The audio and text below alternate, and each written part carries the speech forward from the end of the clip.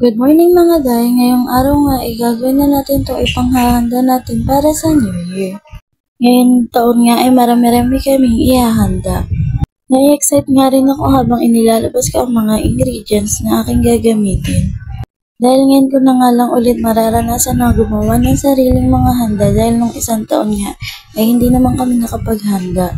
Wala rin naman kaming inaasahang mga bisita dahil nga lahat ay nasa outing. Pero gusto pa rin ng asawa ko na marami kaming ihanda para nga doon marami kaming matanggap ng blessing ngayong taon. Bumili nga ako dyan ng isang set na Tupperware na may kasamang isang pitchel para aesthetic na din yung kulay niya. Kulay mocha yung kinuha ko. At ito na nga lucky fruit tray na binili ko ay mocha din ang kulay. Sa mga hindi po nakakaalam ay bumibili nga po pala ako ng mga brown na gamit kasi nga po puro color pure nga po yung nabibili namin pag lumalabas kami ng asawa ko. Kaya ngayon, nag-decide nga ako na team puti at team kahoy na nga lang po ang aking i-design sa bahay para aesthetic. For the go! Kasi nga pala sa nakikita na ito na nga inumpisahan ko ng ikabit ang fruit tray.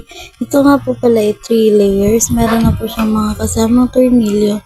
At ayan nga, inikot ko na para maikabit ko na yung stand sa pinakailalim. Medyo nahihirapan nga pala ako dahil nga wala akong gamit na ginagamit dito kundi kamay ko lang, kaya medyo mahirap din talaga siya ikabit at nabubuwag-buwag pa nga siya. Ito nga pala ay 120 lang guys. Binili ko nga po pala ito sa crossing. Bumili na nga rin pala ako ng isa't set ng dalawang Tupperware at isang pitchel.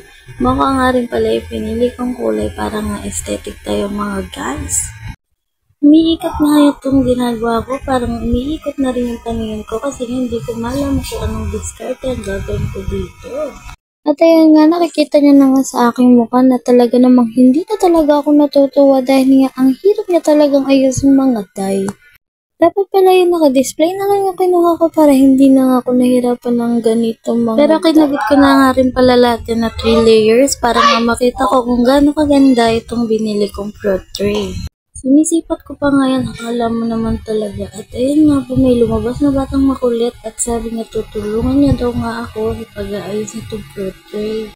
Isa pa nga dahilan kaya yung lumabas ay ginagamit ko nga tong cellphone niya at gusto niya nga bawiin sa akin.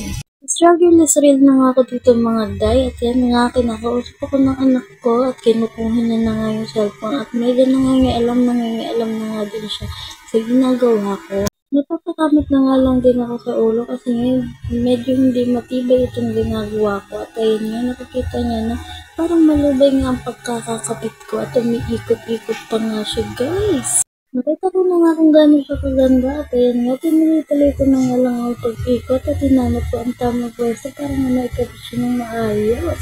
Pero ayun, nalaglag pa rin tayo ng isang fruit tray. Kaya nga pinahiram ko na din yung anak ko ng lais sa kapitbahay. Dahil nga natanggalan naman itong isang parte ng fruit tray na ginagawa ko at parang gusto ko na lang talagang ibatuto sa pagmamukha mo. Charot! Sinagatyaga ko na nga lang talaga ang pagkakabit nito kahit napakahirap nga naman talaga ikabit. Kasi nga gagamitin ko to sa New Year paglalagyan natin ng mga bilog na prutas para naman tayo swerte sa 2025. Papansin na nga rin ang batang makulit kasi nga gusto niya na makuha itong ginagamit kong cellphone. Ayan na nga, mukhang natatapos ko na nga itong gawin.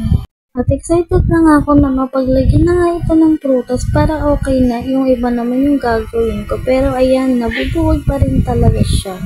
Pero ayan, ikinat ko na nga lang at ito na nga yung pinaka outcome ng ating ginawa na fruit tray or fruit basket. Nanghiram nga pala ako ng plati sa kapitbahay. Ayan na nga, sumingit pa ang cute na bata. Yun lang, bye-bye!